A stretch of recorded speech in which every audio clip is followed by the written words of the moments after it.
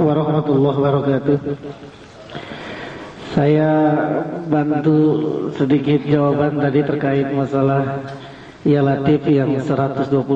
Memang itu dipakai dari kaidah abjadiyah, abjadun hawazun hatoyun, itu dipakai kaidah yang dipakai oleh seluruh ulama thariqah, termasuk Aba Awas di kitabnya itu memakai kaidah abjadiyah. Jadi latifun itu 129 karena lam itu 30, to itu 9, ya itu 10, fa itu 80 kalau dijumlah 129. Terus yang kedua masalah 6666, Quran itu ulama dulu nggak salah, memang 6666 meskipun aslinya memang 6236. Selisihnya ada 430. 430 itu diselipkan oleh ulama-ulama tafsir dulu dengan kata Muhammad, dengan nama Muhammad, gitu ya. Jadi mim, ha, mim, dal. Mim itu dalam urutan hijaiyah itu adalah huruf ke-24. 24 itu kalau melihat dari ayat surah Quran, 24 itu adalah An-Nur yang ayatnya ada 84. Jadi kalau ditambahin 24 sama 84 itu sama dengan 88. Kemudian Muhammad, ha itu hurufnya adalah ha itu angkanya adalah 6 karena di urutan ke-6. Surah dalam urutan ke-6 itu adalah surah Al-An'am. Ayatnya ada 165. Jadi kalau ditambah 6 tambah 165 sama dengan 171. Terus yang ketiga huruf ha lagi sama tadi 88. Yang terakhir huruf dal. Huruf dal itu adalah huruf ke-8. Huruf ke-8 dalam surah Al-Quran itu adalah Al-Anfal. Ayatnya ada 75. Jadi 8 tambah 75 adalah 83. Jadi kalau ditambahin semua 88 tambah 171 tambah 88 tambah 75 tambah 83, maka total general adalah 430. Selisih dari jumlah ayat Quran yang memang secara fik terhitung 6236. Jadi seakan-akan ulama dahulu ingin memasukkan bahwa Quran ini tidak bisa dilepas dari cahaya dari baginda Muhammad sallallahu alaihi wasallam. Terus satu lagi masalah anak sabandi kok tidak banyak dibaca Fatihain karena memang TKN ini menurut saya lebih dominan kepada qadiriyahnya. Karena sanadnya juga menggunakan sanad qadiriyah, tidak menggunakan sanad Naqsabandiyah. Wallahu a'lam bishawab. Assalamualaikum warahmatullahi wabarakatuh. Alhamdulillah. Tadi banyak sekali ya, selama 2 menit ternyata ada beberapa permasalahan yang disampaikan oleh seluruh wakil talqin. Mohon waktu untuk mengklasifikasi tadi yang disampaikan. Ada yang memang masalah, ada yang memang masalah kaitan dengan ajaran, ada juga kaitan dengan teknis organisasi.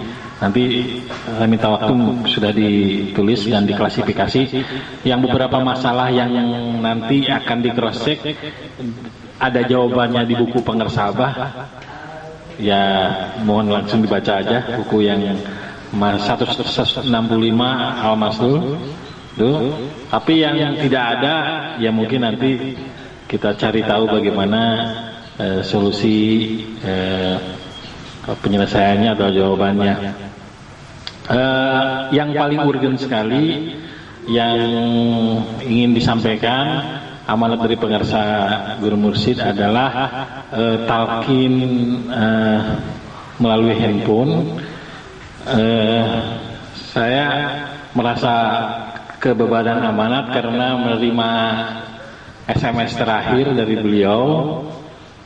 Coba lihat nanti yang pembahasan yang tadi sekaligus nanti sesi ketiga pada Isya setelah makan malam kita akan lanjut pembahasan. Kita akan membahas masalah yang tadi di luar jawabannya yang tidak ada di buku, dan barangkali kita bisa masalah-masalah misalnya yang dari segala tadi yang disampaikan adalah mengenai bagaimana menyeragamkan amaliyah thariqah ya. Karena bagaimanapun wakil talqin itu benchmark ya, atau misalnya jadi rujukan bagi Ikhwan itu tidak susah disangkal. Oleh karenanya, bagaimana sebagai rujukan di wilayahnya masing-masing, kita meskipun beda semalam dengan Ikhwan gitu, harus lebih dulu lah. Jadi beda semalamnya itu ya. Nah oleh karena itu, apa saja yang mungkin perlu kita seragamkan bersama dalam hal amaliyah, amal ilmiah, ilmu amaliyahnya gitu. Nah, tapi ini saya menjawab latar belakang mengenai head talking Dewan Handphone itu, saya kan semua sudah tahu bahwa Abah memang sejak masa Pangestu Abah Nom hidup di dunia memang sudah menggunakan talqin melalui handphone. Di beberapa ceramahnya beliau SMS ini dikirim sekaligus beliau menyatakan terakhir menggunakan handphone. Saya termasuk yang alhamdulillah jadi saksi bagaimana Pangestu Abah tidak pernah luput permintaan untuk talqin melalui handphone. Frekuensinya itu banyak sekali, termasuk ketika di luar negeri. Nah, oleh karena itu kalau di luar negeri karena itu pakai handphone saya atau gimana, karena kasihan juga Ikhwannya. Kalau misalnya mereka yang nelpon, kasihan Ikhwannya. Kalau Abah juga kadang-kadang juga kalau lagi di perjalanan ya kan susah gimana. Tapi permintaan talqin ke Pangestu Abah itu frekuensinya luar biasa banyak sekali. Artinya dan itu bukan hanya dari orang di konteksnya di Indonesia, dari yaitu tadi ya setelah ditinggalin jejak sama Abah dari kota-kota itu, meskipun memang orang Indonesia juga yang minta talqinnya, yaitu ya memang luar biasa. Jadi SMS terakhir itu saya bacakan saja dalam bahasa Sunda, versi akhirnya Assalamualaikum warahmatullahi wabarakatuh. Dalam mulai malam ini pukul 21.38 Abah sudah tidak pakai HP ke seluruh. Nah jadi berhenti pakai handphone itu ngasih penekanan ke seluruh para wakil talqin, bukan berarti udah langsung kalau dalam bahasa Arab fa ya, kalau tidak summa langsung fa ke seluruh para wakil talqin. Abah memberikan keleluasaan melakukan talqin melalui HP untuk kejayaan agama dan negara dan untuk peradaban dunia. Doa Abah.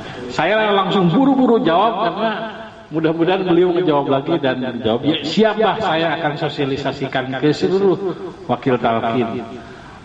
Jadi saya merasa harus melaksanakan itu sosialisasi itu, artinya ini ada penekanan karena demand-nya. Kalau dalam bisnis itu permintaan pasarnya tinggi, oleh karena itu ya mau tidak mau harus semua harus siap dengan talqin lewat handphone. Bahkan mungkin ya harus dalam hal ini proaktif mengiklankan mungkin dalam hal ini, artinya memberikan informasi bahwa siapa saja yang memang berkebutuhan, karena itu dalam hal pemenuhan hak dia yang meminta, kan bukan kita yang mentalqin. Jadi ini latar belakangnya SMS Pangestu Abah sampai harus memutuskan berhenti menggunakan handphone. Pasti ada sesuatu lah selain ini. Tentu saja ada sirnya Syekh Mursyid yang saya raba-raba nerka-nerka, tapi saya nggak mau mendohirkannya. Tapi yang secara basariah saya pahami secara sederhana awam saya, ya inilah mengaitkan antara itu dan ada demand-nya itu. Yang kedua, kalau kita nanya kenapanya, tentu saja sekarang ini memang eranya teknologi informasi. Saya di bisnis, saya mengurus perusahaan media, memimpin perusahaan media yang menghadapi tantangan informasi itu. Cara orang mengakses informasi itu sudah berubah. Cara perilaku manusia berkomunikasi dengan sesamanya itu sudah sangat berubah sekarang ini. Sehingga bisnis pun banyak harus berubah. Bisnis koran saya pun harus Nah, ternyata dalam hal talqin pun pengesabah sudah sangat sensitif sekali bahwa orang itu sekarang sudah tidak lagi memerlukan pertemuan fisik. Rapat-rapat itu bisa selesai di forum BlackBerry, forum grup WhatsApp, bahkan jarak jauh. Si bosnya di rumahnya, karyawannya di kantornya, karyawannya lagi di mana, bisa melakukan rapat-rapat penting gitu. Jadi orang bisa berkomunikasi secara bukan hanya dua arah, tetapi berbagai arah menggunakan teknologi komunikasi terbaru. Ya tentunya handphonenya sekarang kan yang disebut namanya smartphone, handphone pinter, itu tuh kan udah menggejala di mana-mana gitu. Market tantangan dakwah kita itu generasi, orang sebut generasi X dan Y gitu ya.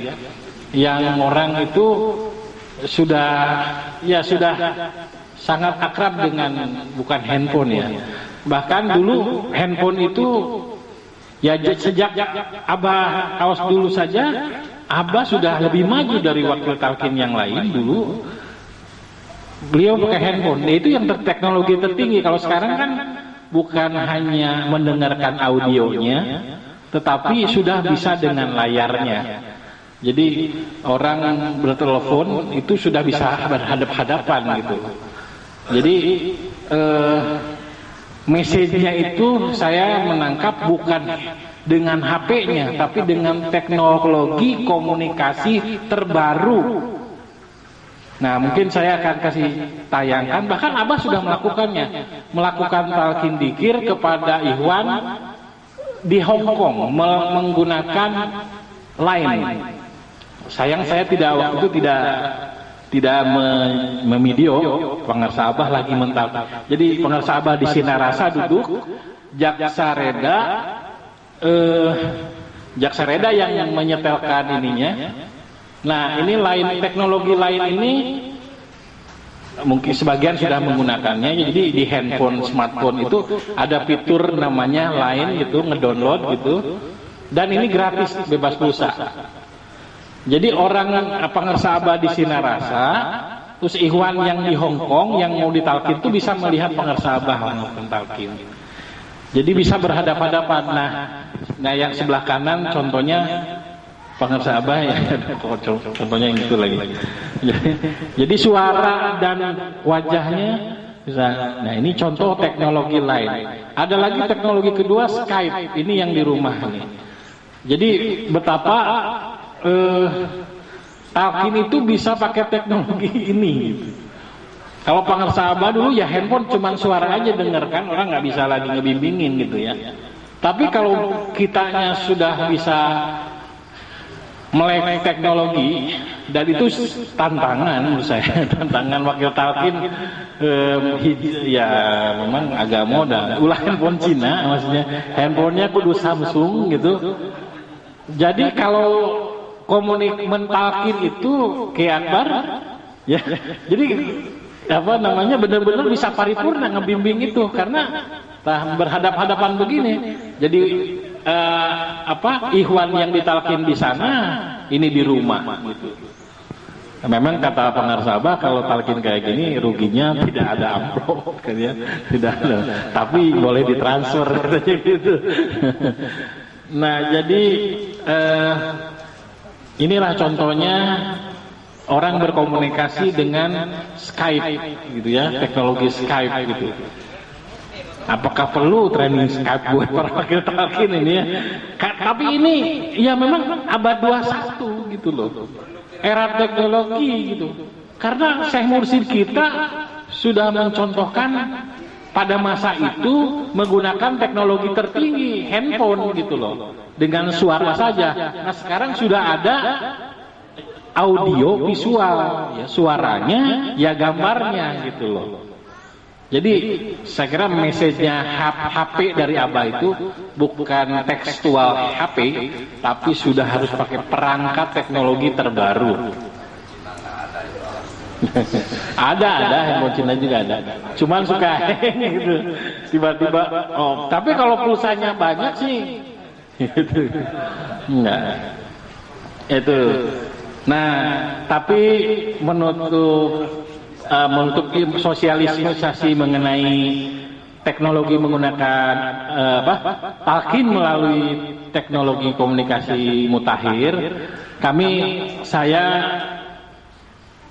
tanpa direncanakan, ya pasti tidak ada yang kebetulan, saya merekam pengersa Abah pulang dari Kubah Mas, merekam beliau di mobil lagi talqin lewat handphone gitu ya.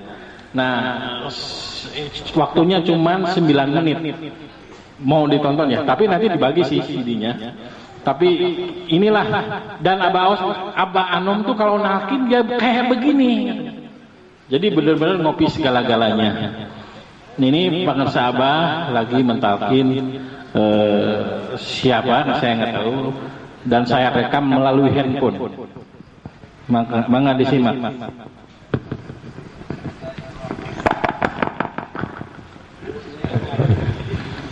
Ibadah Allah, Ittaqwa Allah.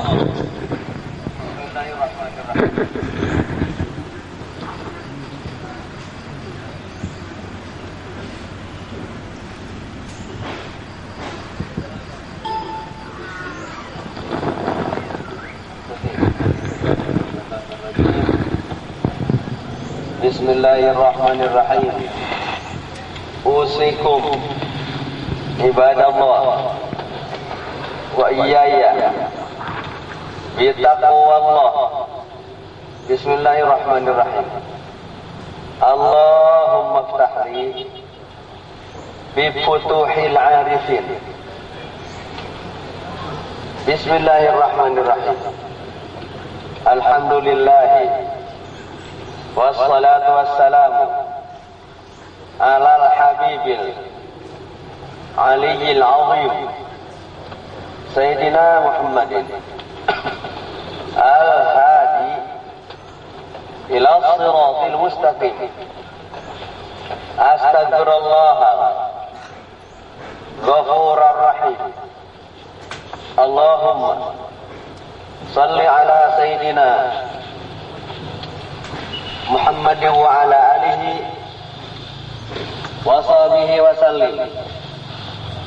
Tidak perlu hafal, hanya pengantar. Yang wajib diamalkan zikir 2 macam. Berapa? 2 macam. Satu yang diucapkan setelah sholat, 2 yang diingat di hati. Yang diucapkan kalimatnya la ilaha illallah. Coba. Orang kafir juga bisa kalau hanya ngomong. Burung beo juga bisa kalau hanya ngomong. Mulai sekarang kalimat itu masukkan ke dalam ruh jismani yang sedang mengontrak di kulit, di daging, di tulang sumsum. Cara memasukkannya, tutup mata, terus nunduk. Setelah nunduk, tarik nafas, lalu ucapkan la dengan lisan pakai suara yang keras, diangkatkan kepala dari bawah pusar ke atas. Rasakanlah mengunyah tengah-tengah dada. La sampai tegak, lewat perut, dada, lewat dagu, bibir, hidung, kening, simpan tengah-tengah dada. Untuk menutup pintu setan, teroris, licik. Dia melihat kita, kita tidak melihat dia. Yang akan menggoda datang dari depan dan belakang. Makanya la simpan tengah-tengah dada. Setelah tegak, tundukkan kepala ke bawah susu kanan. Saya mengucap rasakan irham meninggalkan susu kanan untuk menutup setan dari kanan. Lalu kepala tundukkan ke kiri. Saya mengucap rasakan ilallah meninggalkan susu kiri untuk menutup setan dari kiri. Jadilah tengah-tengah. Ilaha tunduk ke bawah susu kanan. Illallah tunduk ke bawah susu kiri. La tengah-tengah. Ilaha tunduk ke bawah susu kanan. Illallah tunduk ke kiri. Satu nafas itu, Mas. Yuk, bareng. Tutup mata dulu. Satu nafas bareng. La kanan, ilaha kiri. Illallah. Sekarang sendiri apa mau dengar? Coba tutup mata, nunduk. Satu nafas. Terus kanan. Kiri. Betul. Sekali lagi, yang panjang lah sampai tegak.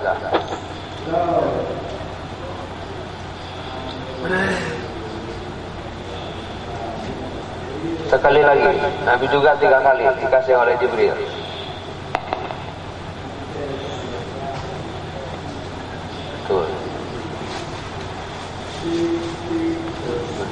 Sayyiduna baca Muhammadur Rasulullah sallallahu alaihi wasallam. Angkat tangan, amin. Amin. Allahumma shalli ala sayyidina Muhammad wa tutahhirna bihi wa tarhamna. Innal ladzina yubayyinunaka innama yubayyinuna Allah yadullu ala ma nagatakanu.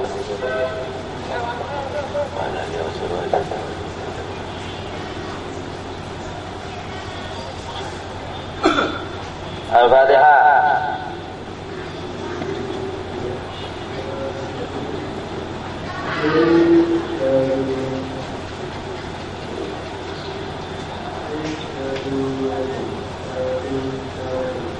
Amalkan tiap habis sholat, hanya tiap habis sholat 165 kali, jangan kurang, lebih banyak lebih baik. Sibuk boleh 3 kali, tapi dirapel waktu yang senggang. Saya dikira tutup dengan Sayyiduna Muhammadur Rasulullah SAW. Ikuti nanti, itu siapa Erwin ya. Nah, satu lagi bukan di mulut, ini disimpan di hati. Di mana hati? Tunjuk di bawah susu kiri 2 jari. 2 jari dari susu kiri ke bawah, itu diri kita. Siapa namanya? Tak berani. Dipanggil sehari-hari? Isep. Nah, sekarang dengarkan. Kata isep dari bawah susu kiri. Hei kepala, nunduk kepadaku. Lep, nunduk ke bawah susu kiri. Di bawah susu kiri itu isep. Kepala isep, perut isep, lutut isep, tangan isep, hidung isep. Nah, isepnya di bawah susu kiri. Sekarang harus turut perintah. Baru kali ini kata Isep, aku perintahkan kamu kepala untuk menunduk kepada aku. Jangan sombong kepala mentang-mentang di atas. Tidak ada artinya kamu kepala kalau tidak ada aku, kata Isep. Sekarang nunduk, lap nunduk, rapatkan aku di dada, lap nunduk. Nah, kedua, mataku tutup, kata Isep. Ketiga, bibirku rapatkan supaya tidak bunyi. Rapatkan bibir, lap. Keempat, tekuk lidah ke atas. Lop, lidah ditekuk ke atas. Jangan keluar bunyi. Jangan bunyi. Jangan dibuka mata. Tutup mata, tunduk, rapatan bibir, tekuk lidah. Sekarang dengarkan kata Isep. Aku mau zikir. Zikir aku, kata Isep, tidak pakai bibir. Tidak ada suara keluar. Tidak pakai gerakan lidah. Diam, kata Isep. Aku mau zikir. Zikir aku tidak ada yang mendengar selain aku. Karena zikir aku langsung sampai dan diterima oleh Allahu Allah. Allahu Allah. Allahu Allah. Allahu Allah. Allahu Allah. Allahu Allah. Allahu Allah. Allahu Allah. Ini zikir aku terus. Diam bibir, diam lidah, jangan dibuka, diam suara.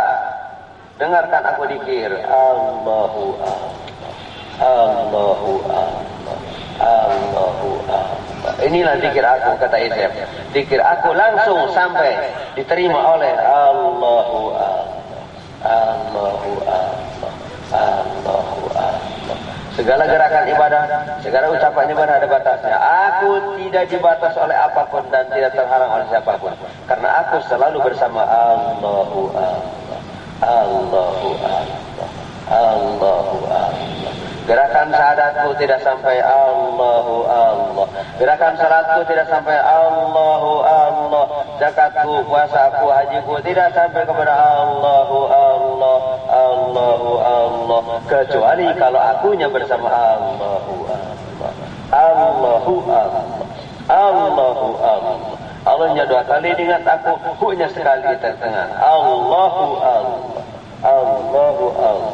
Aku duduk, aku berdiri, aku jalan, aku lari, aku tengkurap, aku terlentang, aku berbaring, aku sibuk, aku santai, di mobil, di motor, di sawah, di kantor, di mana saja aku berada, bersama siapa saja aku, kerja apa saja aku selalu bersama Allahu Allah, Allahu Allah. Masuk kamar kecil pun aku tetap bersama Allahu Allah, Allahu Allah. Sepintar siapapun kiai, kalau kaki kiai sudah masuk kamar kecil, segala bacaan di mulut kiai ditutup di atas kloset begitu. Duduk di kloset, mulut tertutup, lidah ditekuk. Oh, Isep masih bisa Allahu Allah, Allahu Allah. Sudah. Tegak, kata Isep, jangan nunduk. Jangan merem, kata Isep. Jangan tekuk lidah. Sekarang dengar kanan kiri aku, dikir aku. Tapi tidak nunduk, tidak merem. Tidak tekuk lidah, tapi diam lidah, diam bibir. Dengarkan aku dikir. Allahu Allah. Allahu Allah. Allahu Allah. Tadi aku nunduk, sekarang aku tegak. Tadi aku merem, sekarang aku melek. Tadi aku tekuk lidah, sekarang aku tidak tekuk lidah, tapi dikir tetap aku. Lidah jangan dicampur. Allahu Allah.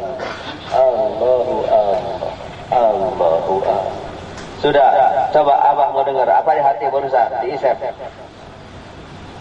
Sudah, alhamdulillah. Sampai penggal leher, jangan dikasih tahu siapapun. Angkat tangan, amin. Alhamdulillah. Allahumma jakabakan. Ya hadirin kalimau antani. La tuhibbul ba'sa ma yasirana. Al-Fatihah.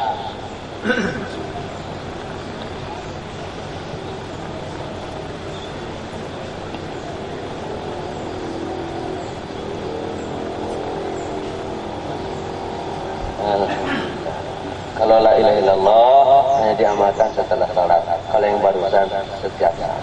Yuk, assalamualaikum.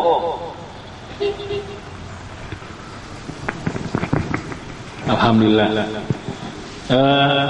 Ini sudah dibentuk dalam CD, jadi bisa di mana saja di rumah ditonton. Silakan dibagikan. Yang perlu. 9 menit lebih berapa tadi ya? 9 menit ya.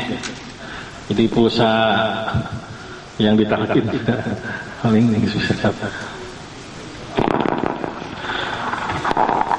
Oh ya, jadi yang ini agak sedikit saja yang pengen disampaikan, agak terngiang-ngiang sih saya sih. Yang ketika mentalkin itu premisnya itu kalau wakil talkin opening itu penting menyampaikan bahwa yang memberi talkin ini bukan saya gitu. Jadi itu tuh karena ada 3 kisah yang dalam beberapa pertemuan diceritakan gitu. Jadi dulu ada wakil talkin di masa penguasa Abah Anom yang selalu ditalkin sama saya mah gitu kan, pada cerik gitu. Terus jadi Abah ke Abah Aos yang ditalkin, mereka tidak mau ditalkin sama saya. Jadi sama saya ada pertanyaan, sebenarnya lengkap ceritanya. Tapi intinya sangat hati-hati mengungkapkan bahwa saya mentalkin gitu ya. Jadi oleh karena itu dalam opening talkin premis ini yang mungkin harus diseragamkan atau bagaimana. Yang memberikan talqin ini bukan saya tetapi guru saya ya, pengusaha Baos. Saya ini pinjam mulut gitu. Jadi Pak Yaki. Nah, jadi guru saya adalah bukan saya tetapi ya sekarang kan saya juga pernah lihat Abah Aos ketika mentalkin, ketika pengusaha Abah Anom masih ada dan begini gitu ya. Redaksinya begini. Ya, tadi kan nggak ada langsung saja gitu. Tapi kalau staf khusus wakil talqin, kalimat ini itu penting karena jualan guru mursyid kita, jualan hanya apa. Jadi, ya kita dipinjam mulut. Gitu. Hanya mengingatkan, tapi yang beberapa sih mayoritas sudah, tapi untuk penyeragaman. Hati-hati perangkap ini juga tidak talkinku saya.